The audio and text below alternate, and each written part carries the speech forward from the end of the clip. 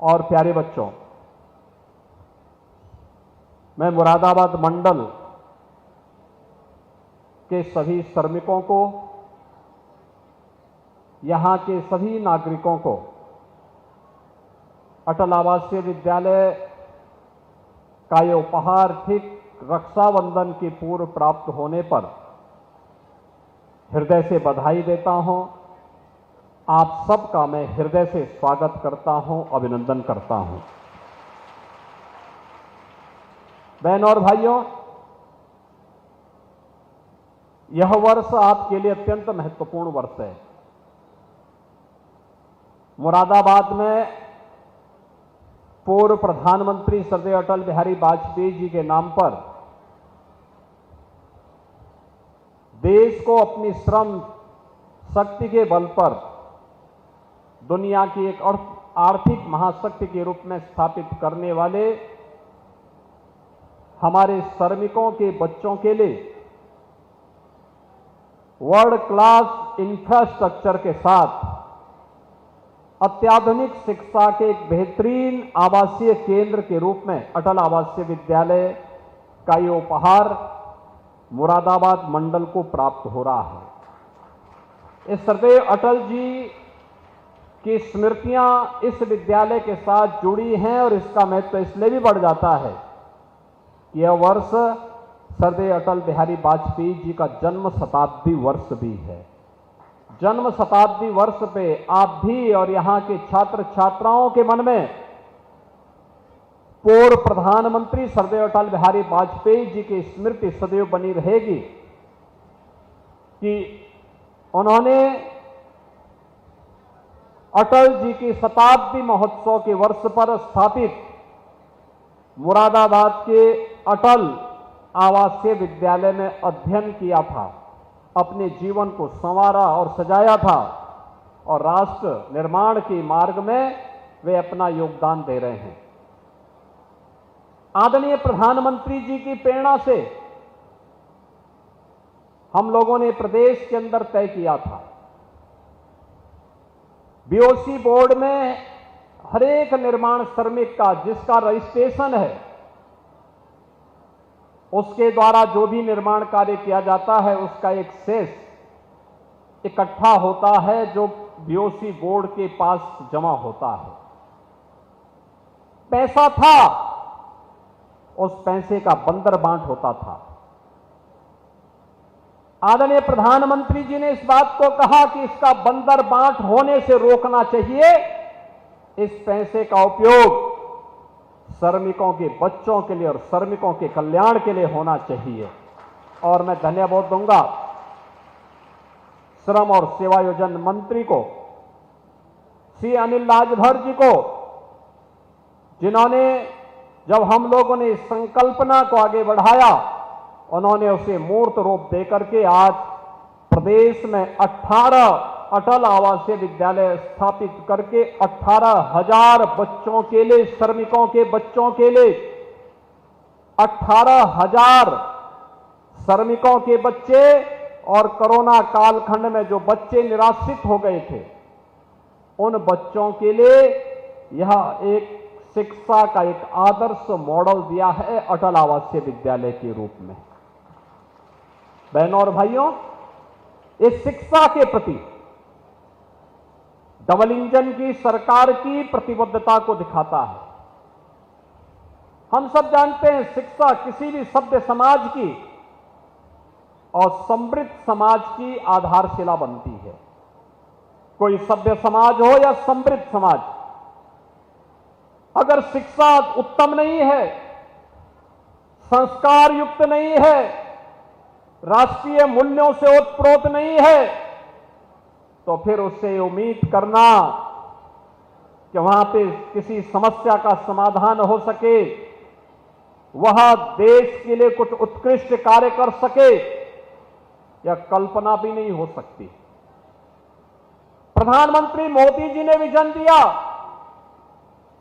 प्रदेश की double engine की सरकार ने उसको इंप्लीमेंट किया और आज परिणाम है कि मुरादाबाद में भी अटल आवासीय विद्यालय बनकर के खड़ा है। आप देख सकते हैं श्रमिकों के बच्चों के लिए अनाथ हुए बच्चों के लिए ये विद्यालय बन रहे हैं। अब मैं पूछना चाहता हूं, एक मॉडल यह है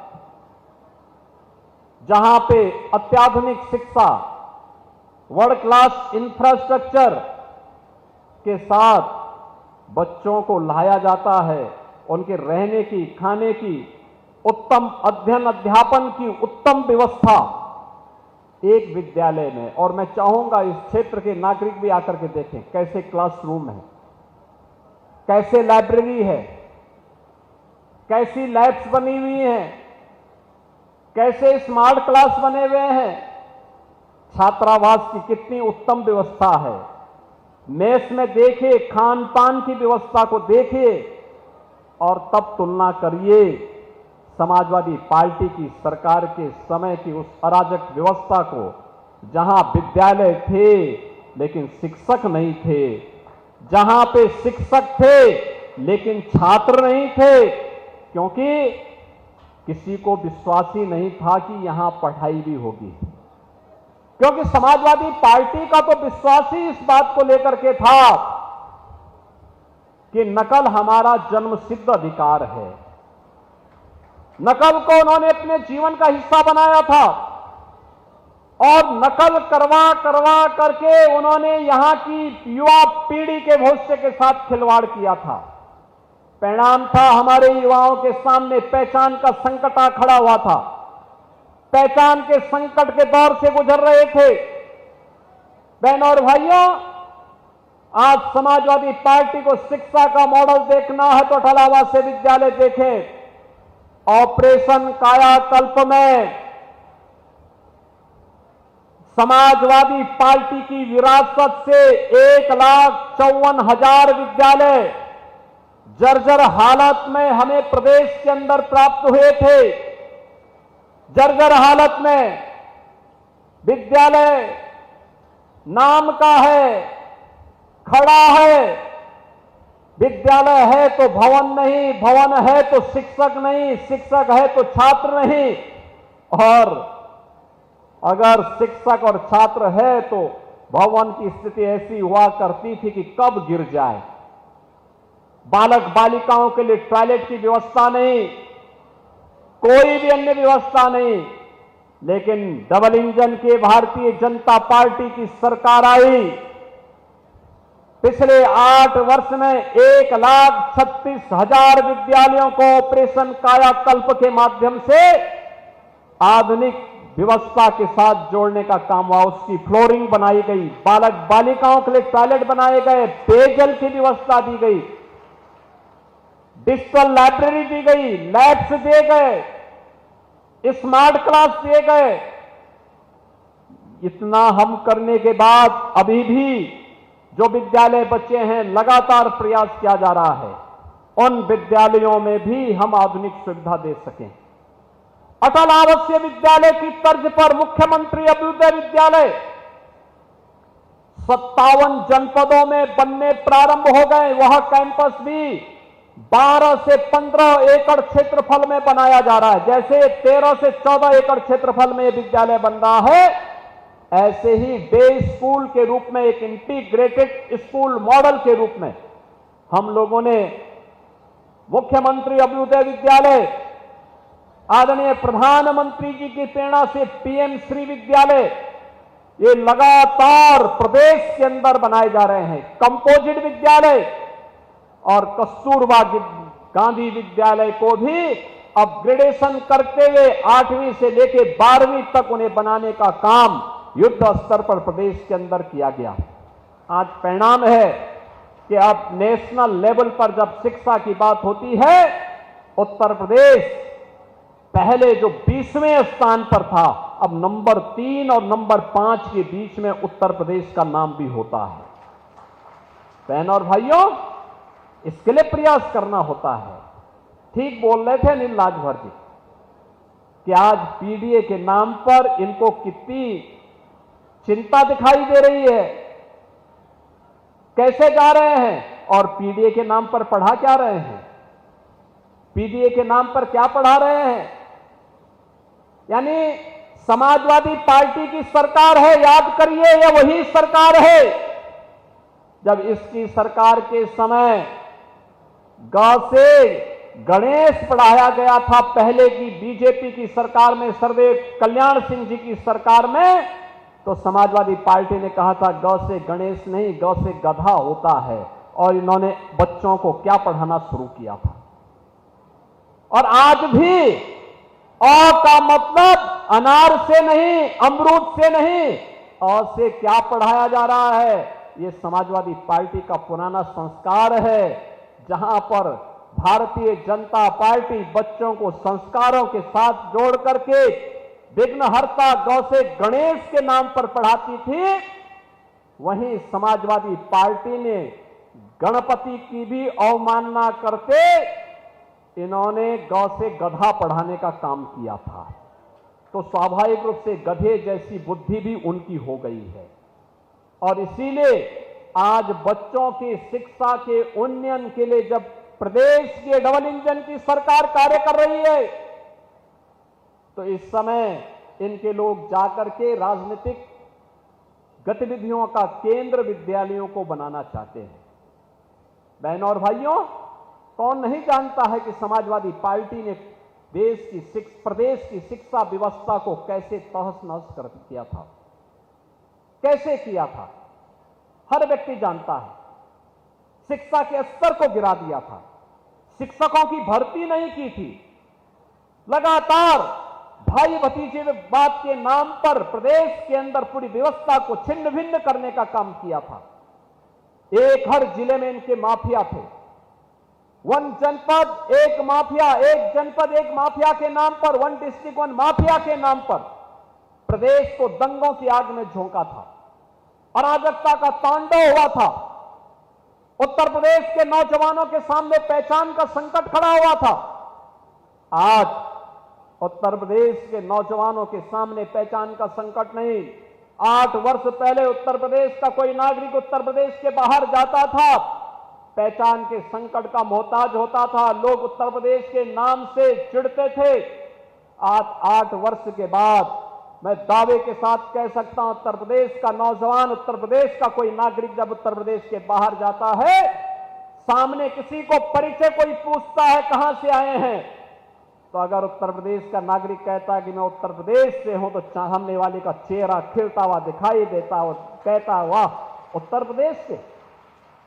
अब उत्तर प्रदेश अपनी विरासत और विकास की इस यात्रा पे गौरव की अनुभूति करता है।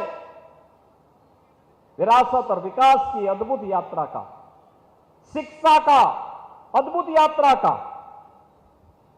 एक नया केंद्र बना है। वन डिस्ट्रिक्ट वन प्रोडक्ट के नाम पर अपनी पहचान बना रहा है।